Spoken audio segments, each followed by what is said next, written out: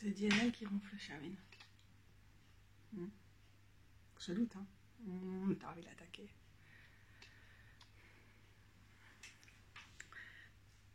Non, mais tu vas passer par où? Coucou les gros bidous. Vous avez sûrement remarqué que j'ai pris 2 habitudes ces derniers temps. L'une d'elles, c'est d'essayer de sortir une vidéo en fin de semaine, juste avant le début du week-end, parce que voilà, ça fonctionne bien. Je sais que ça vous permet de prendre votre petit-déj avec moi pendant le week-end et tout. En tout cas, j'ai eu ce genre de retour et ça me fait plaisir de pouvoir être là pendant vos week-ends. Et puis une autre des habitudes que j'ai prises, c'est d'être en mode vlog et que si j'ai pas du tout l'énergie, les cuillères pour faire une vraie vidéo poussée sur un des thèmes qui me tient à cœur, c'est juste de pouvoir prendre la caméra, enfin le téléphone, poser mon téléphone et voir ce qui vient. Donc c'est exactement sur ce format-là qu'on va être aujourd'hui. Parce que je suis super lente dans ma convalescence du Covid. C'est un peu difficile de ce côté-là, parce que c'est pas que j'ai des symptômes qui sont inhabituels avec mon syndrome de l'air dans l'os, mais que ça a accentué certains symptômes qui n'étaient pas forcément présents pour l'instant. Et donc voilà, par exemple aujourd'hui, je suis vraiment... Oh, on a une belle lumière d'un coup. Je suis vraiment pas en état de faire une vidéo approfondie, et notamment en dehors des symptômes qui sont plutôt liés au Covid, j'ai aussi extrêmement mal au dos, donc je sais que je vais pas pouvoir faire de montage, ou alors je vais pouvoir passer 10 minutes, un quart d'heure pour monter des gros morceaux de vidéo, et juste c'est tout, mais ce sera pas plus compliqué que ça. Donc on est vraiment dans ce format vlog, dans le sens vidéo-blog, un instantané quoi, du quotidien, et puis voilà, on fait avec, et c'est aussi... du coup, je me suis rendu compte que ce format-là, ça permet de composer avec la maladie chronique, et aussi de ne pas être sous les paillettes d'Instagram ou de YouTube, et de juste être là en tant que malade chronique, et de quand même avoir des choses à partager.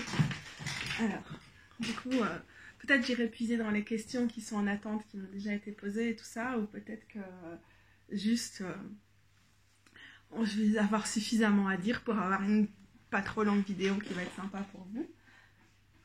Et Sabine a décidé d'aller dans la litière au lieu d'attaquer Dièse, ce qui est pas plus mal. Mais donc voilà. Alors écoutez, le truc du moment, c'est que j'ai les nouveaux tarots que j'attendais depuis vraiment longtemps, donc je suis trop contente. J'ai fait une vidéo avant de faire partir certains des autres tarots que j'ai vendus pour pouvoir faire de la place et surtout de l'argent pour acheter des nouveaux tarots. Je suis pas sûre qu'elle sera sur ma chaîne parce que c'est aussi une vidéo qui est très à l'arrache, mais elle sera d'office disponible pour les abonnés à ma newsletter, je pense. Donc voilà, c'est l'occasion de vous rappeler qu'il y a le lien en dessous si jamais vous voulez vous abonner à ma newsletter. Pour l'instant, j'en ai envoyé qu'une et je prévois pas de faire de cette newsletter quelque chose que je vais partager très souvent. Donc ne vous inquiétez pas, ça va pas être le gros spam ni rien, mais c'est une petite bulle en fait, hein, tout simplement. J'ai pas plus à en dire pour l'instant. Alors, parmi les tarots que j'ai reçus, celui-là je l'attendais depuis longtemps, donc je vais vous le montrer en premier. C'est le Outgrow Yourself. Acta Spaman, je suis sûre que mon suédois est excellent, donc vous allez tout comprendre. Oracle et tarot. Et je l'attendais et je l'ai reçu vraiment il y a, je crois, 2-3 jours. 2 jours peut-être. Ouais, mardi peut-être. Autrement dit, en fait, j'ai passé du temps à étudier pour ce tarot oracle avant même qu'il arrive. Il s'appelle Outgrow Yourself, ça veut dire se dépasser, mais aussi pousser au-delà de soi, plutôt quelque chose comme ça. Donc il y a un vrai lien avec les plantes. Et c'est un outil universel, donc là on est vraiment un peu sur le cliché dans cette phrase-là, qui offre un accès facile à une connaissance complète de soi-même. Bon voilà, on est un peu dans les petits clichés, mais ce qui est agréable avec cette artiste, c'est qu'elle joue beaucoup sur les clichés de la cartomancie, et en même temps elle apporte quelque chose de vraiment novateur qu'on a nulle part ailleurs. Et c'est le cas encore avec ce tarot aussi, parce que en fait moi je dirais que c'est un tarot. Plus qu'un oracle. Mais si vous ne connaissez pas la structure du tarot, vous voyez déjà c'est quoi le problème sur cette carte-ci du tarot de Thoth, vous pouvez l'utiliser comme un oracle. Je ferai une vidéo de review à un moment, c'est pas possible autrement parce qu'il me tape vraiment dans l'œil. Il me parle beaucoup. Donc là, on a Disappointment, la déception, qui est le 5 de coupe. Si vous connaissez les mots-clés du Thoth, et pour moi, c'est l'occasion de les réétudier, donc du système du tarot du Thoth, vous allez savoir que c'est le 5 de coupe, mais sinon pas. Et puis, on a une petite phrase oraculaire au-dessus, qui nous permet aussi de connecter à ce tarot-là, vraiment en utilisant ce mot-clé comme un oracle, et ça comme un oracle, et puis le dessin, d'une façon oraculaire. Donc là, c'est derrière chaque nuage, il y a un autre nuage. C'est pas mal par rapport à l'état d'esprit qu'on peut avoir avec le 5 de coupe.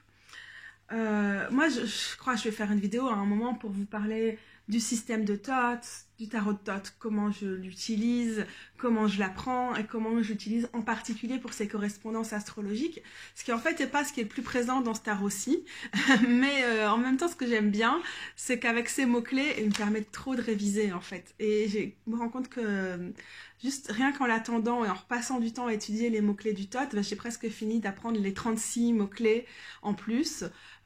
Qui vont pour chacune des arcanes mineures numérales. Alors après, pour les cartes des figures, c'est un peu un autre système avec le Thoth parce que la plus grande carte, c'est la cavalière. Et donc on a princesse, peut-être on va en voir, princesse, prince, reine, cavalière. Si jamais on décide de lire dans l'ordre, que moi je ne ferai jamais parce que j'ai pas une lecture hiérarchique des personnages de cours, des figures du tarot. Mais néanmoins, je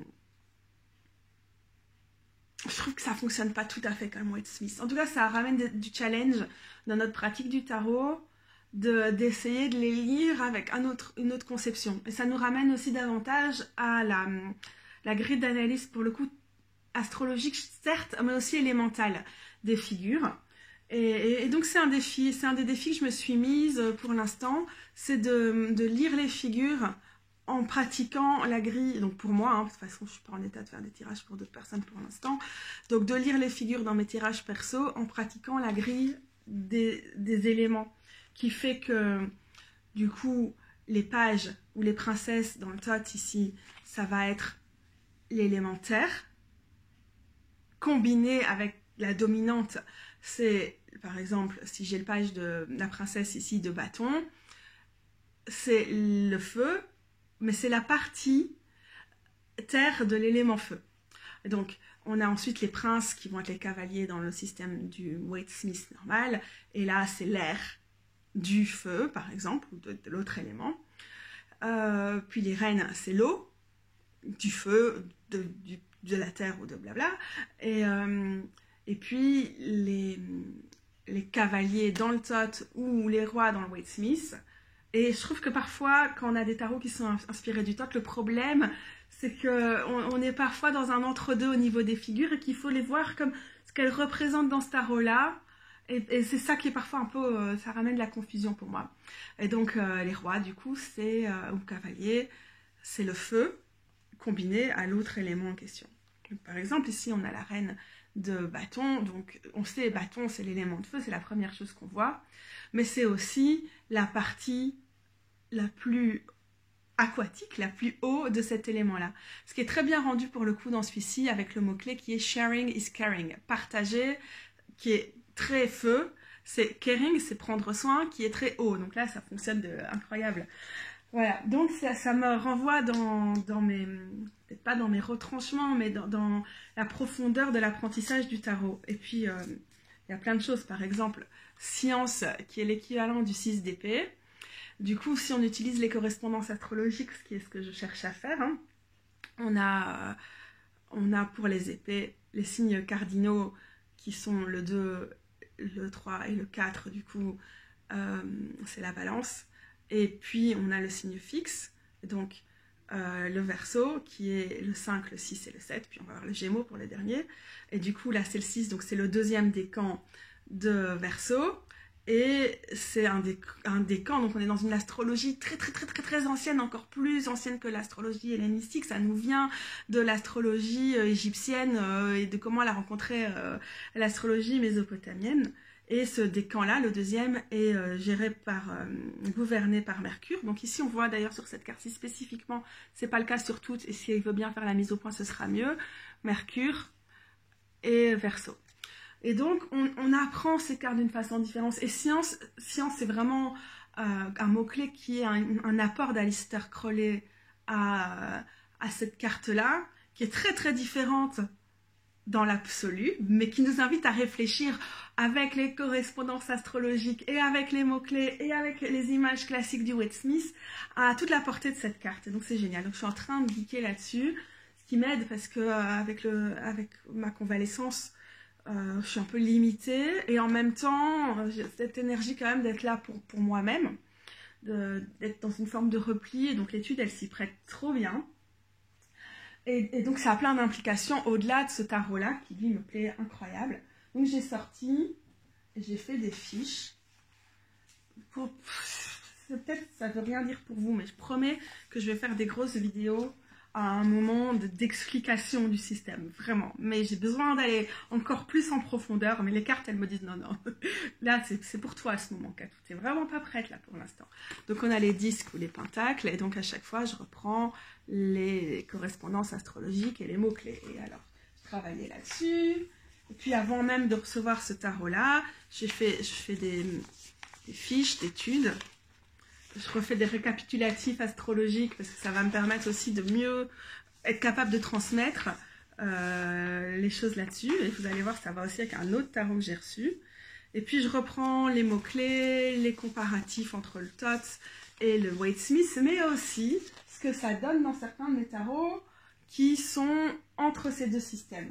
Et donc, j'ai ressorti mon Zilic et mon autre TOT qui est encore plus proche. Ça, c'est inspiré du TOT, mais c'est un peu mixte. Ça, c'est très très fidèle au TOT, c'est le Urban Tarot. Pour l'instant, ce n'est pas des tarots que j'utilise beaucoup, donc c'est vraiment des tarots d'études pour moi. J'ai fait le choix, parce que c'est vraiment cher et chiant à trouver, de ne pas acheter de TOT et de regarder les images du TOT sur Internet. Parce que je sais que ce n'est pas un jeu que je vais utiliser avec les illustrations de Frida Harris, ça ne me parle pas du tout. Mais je fais des comparatifs de chacune des cartes. J'ai aussi décidé d'analyser le Next World Tarot sous cet angle-là. Et on en parlait avec Sylvie de Papote et Lunaison, et notamment autour de ces newsletters.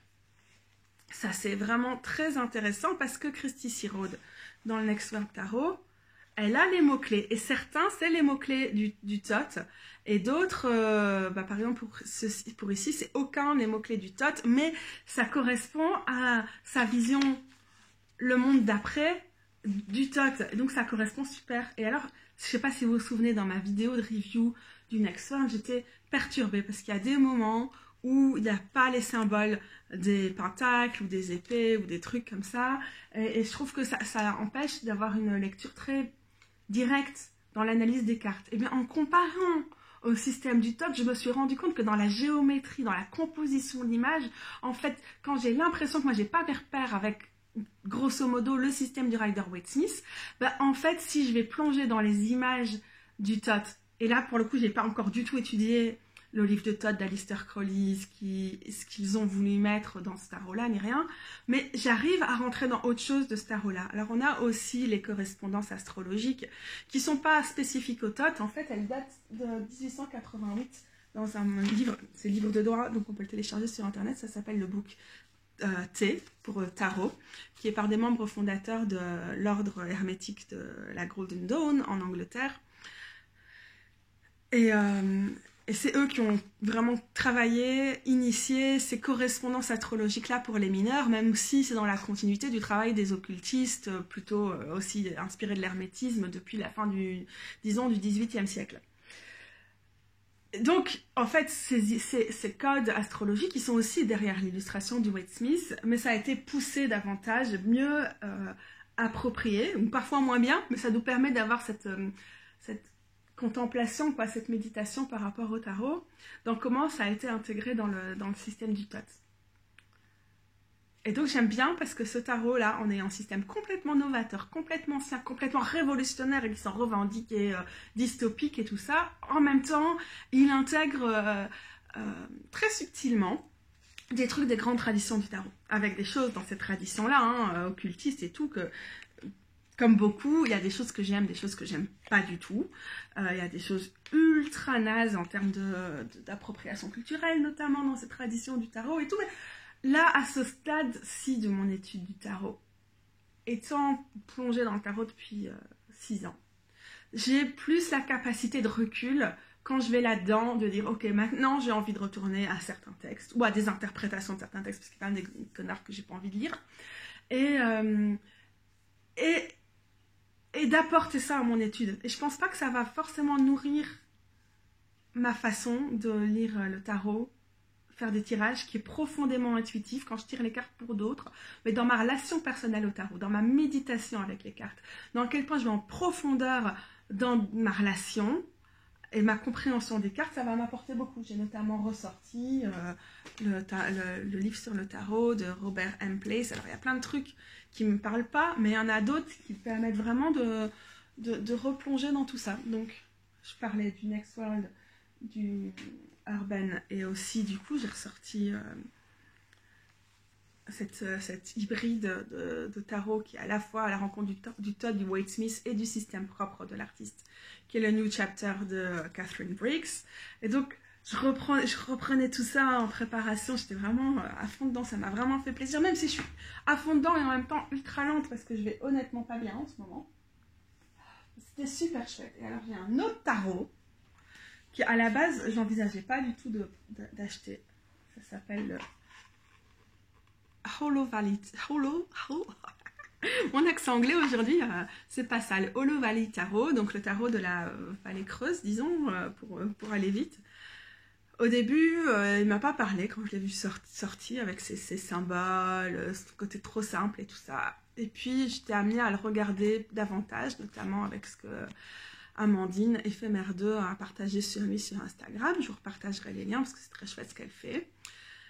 Et ben, la mise au point, ça va être difficile, donc on en parlera beaucoup plus quand je ferai une review. Et donc, il y a une dessinatrice et quelqu'un qui a écrit l'ouvrage. Et la personne qui a fait l'ouvrage, elle est astrologue hellénistique, donc vraiment la branche de l'astrologie qui m'intéresse. Et elle a pas mal travaillé du coup, mais vous n'allez pas voir parce que la qualité ici, enfin la mise au point est compliquée. Sur ces correspondances-là, hein. Donc là on voit le symbole du Sagittaire par exemple, pour le 8 d'épée, donc c'est le premier décan, et on a le symbole ici de Mercure qui est la planète qui gouverne ça. Donc ça m'a permis aussi, en attendant ce tarot et puis en le recevant, de plonger davantage dans cette analyse-là, d'autant plus que le livret, que je me suis approprié comme vous voyez, est ultra complet, et là, encore une fois, il y a un travail de réappropriation, d'utiliser ces traditions et d'aller plus loin, ou d'aller plus personnel, mais en même temps, là, c'est pas tellement personnel, mais de faire se rencontrer des écoles du tarot que j'adore. Et en fait, au final, je trouve que les correspondances des mineurs, des arcanes mineurs fonctionnent pas mal, que le travail qui est fait ici sur les cours et aussi comment s'intègrent les modalités, donc cardinal, fixe et mutable de l'astrologie, mais je reviendrai sur la définition des termes dans d'autres vidéos, c'est promis. Ça, c'est vraiment cool, mais en plus, ce qu'elle a fait, je sais pas si vous savez, mais il y a des correspondances dans les majeurs. Et encore une fois, vraiment, je viendrai en profondeur là-dessus dans une de mes autres vidéos. Mais parfois, ça fonctionne vraiment pas, quoi. C'est genre, je prends l'exemple parce qu'il y a plein de gens qui se posent la question.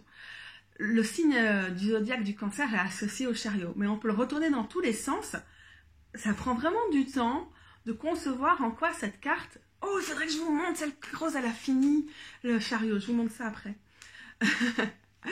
Et donc, si la personne, elle est allée autrement, elle a utilisé les domiciles, les exaltations des planètes, et dans certains cas, leur détriment ou exil, pour revoir les correspondances des mineurs. Par exemple, ici, on a Jupiter en Poisson pour la tempérance, qui normalement, dans le système Golden Dawn, donc de Rider-Waite-Smith et du Thoth, est associé au Sagittaire. Ah bah, ça fonctionne vraiment pas mal. Et sur les autres aussi, là, je suis super emballée parce que ça me permet de, à la fois, aller dans la tradition astrologique du tarot et en même temps, inventer autre chose, le questionner et tout. Ça me met face à plein de défis sur le tarot qu'on est en train de créer avec Rose et tout ça. Donc, je suis trop à fond dedans. Je dois vous dire que ce tarot, vous regardez avec une partie des cartes du jour, pour l'instant, je l'utilise en combinaison avec le Citadel C'est toujours... Avec le Citadel deck, qui est le truc de l'édition spéciale là, du Seed and Sickle. Et ça va vraiment bien ensemble. Et le livret est trop bien. Mais j'arrête parce que du coup, je serais partie pendant des heures alors que je vais faire et des vidéos de review de chacun de ces jeux séparément. Normalement, à un moment, ça va pas forcément être comme ça tout de suite, mais une fois que j'aurai utilisé, on verra en tout cas. Et des vidéos sur l'astrologie et le tarot et les correspondances et tout, ça c'est vraiment ambitieux. Et alors j'ai aussi le Dirt Gems, donc en gros les joyaux de saleté, qui est un oracle de plantes, avec aussi un livre assez pointu, enfin développé, que je trouvais trop beau pour aller avec le Outgrow Yourself. Alors après, sur la qualité des cartes et le noir des cartes et tout, mais ça on en reparlera dans les reviews. Je suis pas si convaincue que ça, que, bah, vous voyez, comme celle-ci, elle prend la lumière qui est pourtant inexistante parce que tout est parti ici, que ce soit un match, mais pour l'instant, en lecture à deux, ça me donne quelque chose de... Je suis bluffée, quoi. Ça me rend vraiment du plaisir à retrouver le tarot. Et à étudier le tarot, et aussi à le retrouver au niveau intuitif et de son appropriation et tout ça. Je suis trop contente avec ça. Ça fait déjà 20 minutes, donc je ne vais pas aller beaucoup plus loin. Je vais juste chercher la carte que Rose vient de finir, parce qu'elle est vraiment bien. Et pour le coup, hop, je mets sur pause comme ça. Ah, je peux faire pause, c'est vrai. Ça m'évite du montage. Ah, voilà. C'est pas la version définitive qui sera dans le tarot, ce que je vous montre dans les grandes cartes. Mais c'est les versions que Rose commence à dessiner pour déjà se faire une idée. Pouvoir éventuellement imprimer en petit et aussi pour que ce soit disponible pour être exposé. Je pense que je vous avais déjà dit en vous montrant le soleil dans mon dernier vlog. Le chariot est dans la place. Par exemple pour les codes couleurs, je pense pas qu'on va garder ça pour le dernier, mais bon. C'est une majorette, notre chariot. Avec les petits équelles. Ça sonore. J'en dis pas plus. Et de toute façon, il n'y a pas de lumière, vous allez voir ça de ouf. Dès qu'il y a un peu de lumière qui revient aujourd'hui, si c'est le cas, je prends des photos pour le mettre sur son Instagram. Mais c'est un peu... Je sais pas du tout le courage des réseaux sociaux et des conversations en ligne et tout en ce moment. Enfin bon, bref. Voilà. Je suis sûre que je pourrais vous dire plein d'autres choses. Faire des petites... je vais quand même faire des mini-fiches de lecture parce que je vous ai parlé des livres que j'utilisais. Je ne vais pas vous parler des podcasts maintenant, même s'il y a des choses vraiment chouettes. Mais voilà, ça c'est Tarot, History, Symbolisme et Divination de Robert Place. C'est un vieux classique. Sylvie de Papote et Lunaison, quand j'ai partagé ça sur Instagram, à un moment, elle m'a fait « Quoi? Je croyais que tu n'aimais pas les vieux papes du tarot et tout. Comment toi, tu lis des trucs pareils ?» Ouais, il y a des choses qui m'ennuient, mais en fait, j'aime quand même bien beaucoup étudier l'hermétisme, les traditions occultisme et tout ça. Je ne veux pas être d'accord avec tout, du tout, mais aussi parce que voilà, je m'intéresse notamment au panthéon grec. Je m'intéresse à Hécate. Et donc, il y a plein de choses aussi dans les traditions néo-platoniciennes qui vont rejoindre des fonctions d'Hécate dans l'Antiquité tardive, notamment comme âme du monde, comme Anima Mundi et tout ça. Et donc, en fait, je passe beaucoup de temps à étudier ce genre de choses. Mais c'est pas forcément ce que j'ai tout le temps envie de mettre en avant sur ma chaîne, parce que j'ai envie de rendre le tarot accessible et que ce soit pas une nécessité de passer par là pour apprendre le tarot. Mais est-ce que moi, ça m'intéresse? Et je suis pas passée par là pour apprendre le tarot, mais pour continuer mon apprentissage du tarot, oui. Voilà. Mais je vais pas en dire plus sur le livre, sinon je suis partie pour des heures. Mais quand même, j'avais envie de montrer. Hein. Parce que on m'a redemandé, c'est quoi l'astrologie hellénistique? Qu'est-ce que tu entends par astrologie traditionnelle? Donc je me suis entraînée à redéfinir ça, et je pense que ça va être pas mal dans la vidéo. Mais ça, c'est une grosse brique de Chris Brennan. Mais si jamais vous lisez l'anglais, vous écoutez l'anglais, les concepts de base pour commencer à se familiariser avec ça, c'est dans son podcast, The Astrology Podcast. Je n'ai pas fini de le lire, comme vous verrez peut-être ici, mais c'est quand même vraiment énorme. Mais là, je retourne chercher dedans, ça c'est sur les maisons, je suis à la page 390. Mais je retourne rechercher dedans vraiment des bases, notamment pour l'astrologie décanique et tout ça là pour l'instant, parce que les décans sont assez importants, les 36 décans pour être avec les 36 cartes numérales, à l'exception des As qui sont en dehors de ce système-là.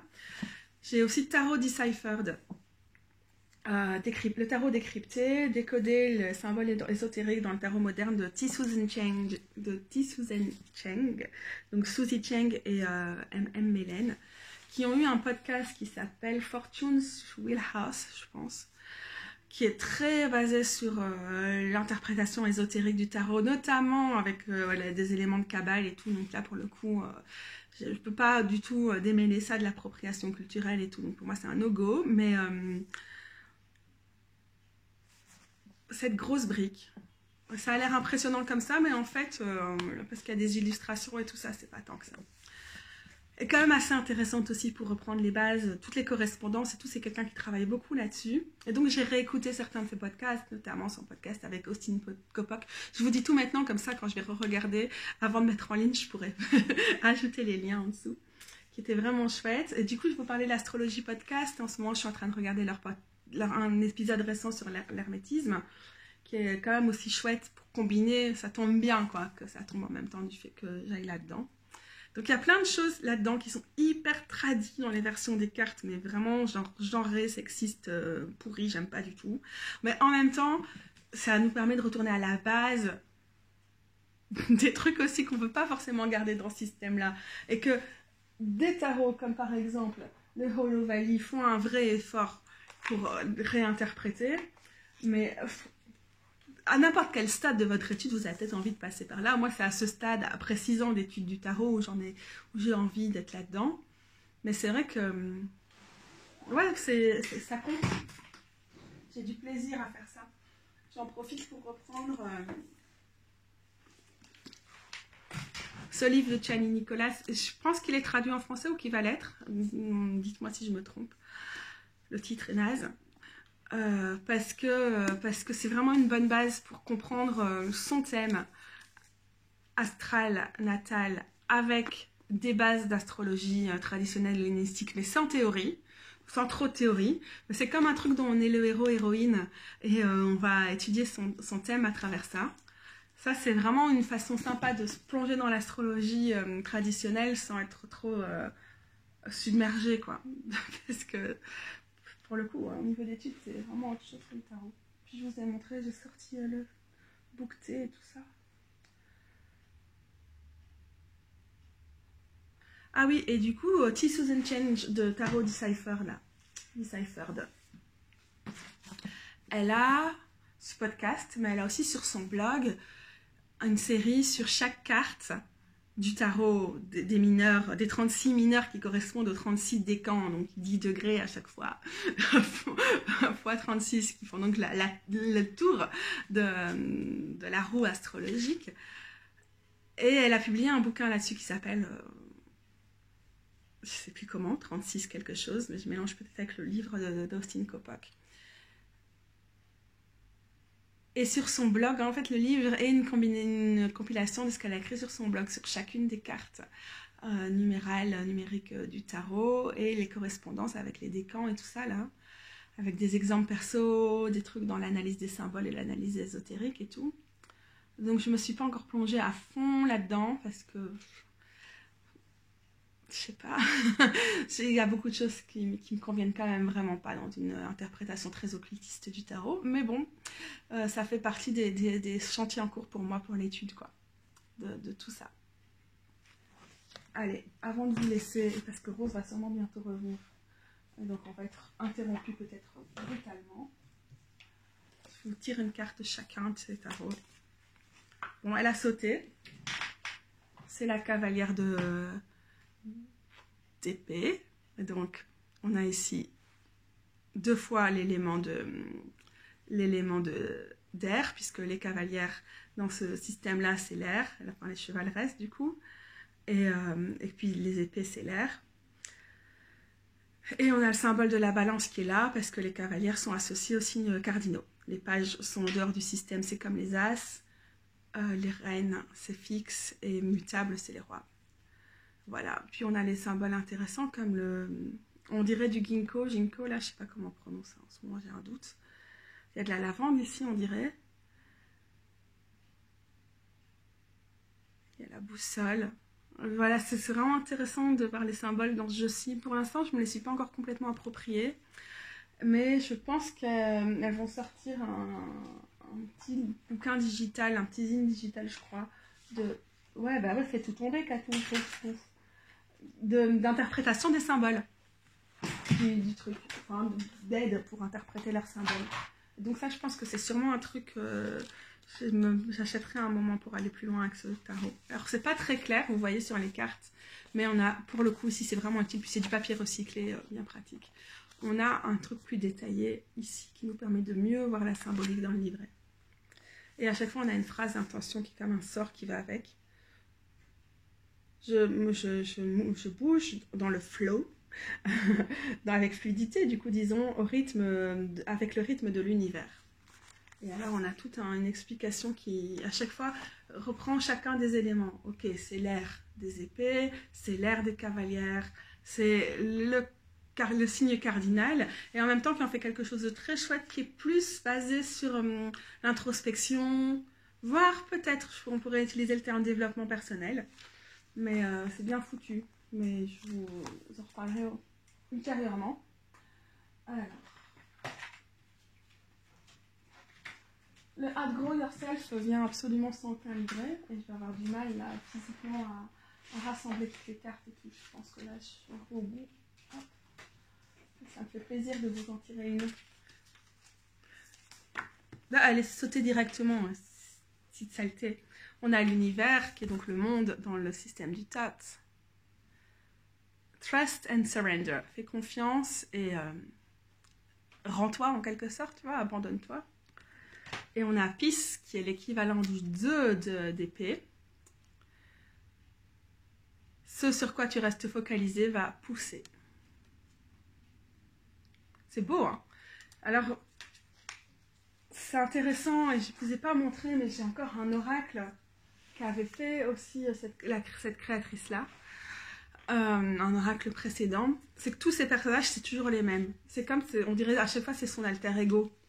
Et du coup, ça manque de diversité. En même temps, c'est très touchant parce que c'est un personnage comme ça, très avec sa propre morphologie et tout, et qui semble être le reflet de la créatrice. Du coup, c'est moins dérangeant que dans d'autres jeux où il y a un choix d'avoir plein de corps différents, mais en fait, c'est toujours les mêmes. Là, non, c'est vraiment toujours le même corps, et ce corps-là n'est pas extrêmement normé, quoi. Bon, je vais pas tirer autre chose parce que je sens que je vais pas m'en sortir. J'espère que vous avez pu voir un peu. En plus, on n'a pas une bonne image. Donc, non, j'arrête, 32 minutes. C'est bon, c'est bon. Il faut arrêter. Ah, non, il est là, l'oracle. Je croyais que je l'avais rangé en haut. J'étais en mode, mais comment je vais faire, les gros bidous? Et alors, ça, c'est son oracle qui date d'il y a quelques années maintenant. Qui est creepy. Encore plus creepy que le tarot. Et sur certains trucs, il me met vraiment mal à l'aise. Mais il y a quand même une continuité, je trouve. Je pense pas que j'utiliserai les deux ensemble. Et honnêtement, je l'utilise pas. Et quand j'envoie des colis, tarot ou autre, souvent, j'ajoute des petites cartes. Oui, je divise mes oracles comme ça, je les envoie en fait, progressivement. Mais enfin, je vous l'ai montré, c'est tout. Je ne sais même plus comment il s'appelle, de toute façon il n'est pas disponible, mais Acta Spaman Podcast Oracle. C'est son nom. Et mon suédois est toujours aussi mauvais, ça on a compris. Ok, 34 minutes, c'est vraiment le temps pour moi est venu d'arrêter ici. Je commence à être perdue dans tous les sens. Je suis contente d'être venue vous parler quand même après ma douche parce que j'avais vraiment mal et ça va mieux là maintenant. Je suis contente d'avoir fait quelque chose de ma journée qui je pense sinon va être vraiment chiante. Donc merci de m'avoir accompagnée là-dedans et comme toujours j'espère faire une vidéo d'1 quart d'heure et ça fait 35 minutes mais ça bon, on a l'habitude. Un chat dans la litière, des sirènes dehors. Allez, bisous les gros bidous.